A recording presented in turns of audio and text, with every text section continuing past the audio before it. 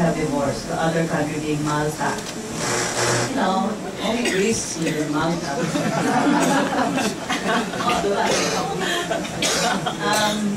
The other part is the other one is where one of a diminishing number of countries where the ban on abortion is absolute.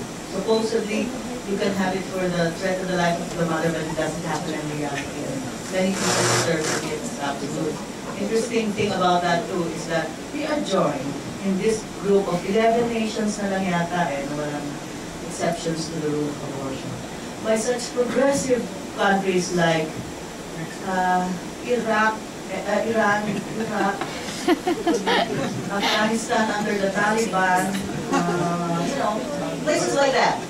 Really cool democratic countries. So, you know, so it doesn't.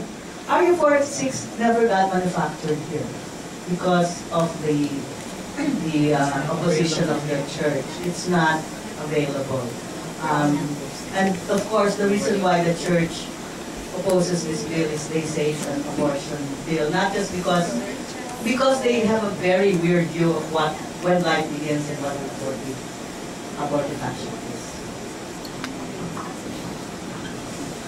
Yeah. Good afternoon. Supposing the bill gets passed into law, what would be its repercussions to the church? Do you think the church would still be able to use its strong-arm tactics to force lawmakers and society into following its will? Yeah. First of all, I'm sorry. The bill might get passed out of the lower house, out of the Congress, but the Senate version is just beginning, and then so the battle will shift from there, and then I will assume that some of you don't know this. I suppose many people. There will be two versions of the bill, and then there will be a bicameral committee of the two houses. And you have to fight all the way. Because other bills that have mentioned reproductive health at the start, like the Magna Carta for women, nachuchugi yung part na yon. Even at the last moment, they will revise it at the bicameral. And then, Gloria, will she veto it? We'll see, okay? But as I'm trying to say, our advocacy is showing us that you don't lose it. And the victories are getting more and more. Well, in the last Congress, the mere fact that we passed it out of the House Committee was like a major victory for us. We were jumping for joy. People thought we were really crazy because it wasn't going to be a bill. It just passed out of the committee.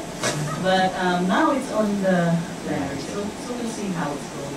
What will happen to the church? The church has long our understanding of the qualities of the church here, and if you look at how it behaves also in other countries, Catholic countries like Mexico, Latin America, and the politics around reproductive health and women's issues. The church knows that it has lost the scientific debate. It has lost the popular debate. That's true all over. What it has managed to do really is to work hard politics at the level of the decision makers. And that's the threat. And you should hear what they're doing to the reproductive health advocates. So my appeal also is to write your congressperson, or that's a Western sometimes. Kung kilala niyo yung anak ng congressman or congresswoman, kilala niyo man yung pinsan, yung nanay. Diba? Tell them about if you want to write, that's fine. But try to use all the social informal networks to keep the Congress people who are supporting the bill steady. The church will not, I think is losing a lot of soft power. In some countries, Mexico City, for example, they have lost even the hard power because the politicians overturn them. It also is a matter of the young politicians versus the old. Like Quezon City passed this RH bill, ordinance, even if the church went all out against the young councilor who proposed it and saw it through, and then the councilors in Quezon City who voted for it are very young. Our problem is young politicians are only good at the start.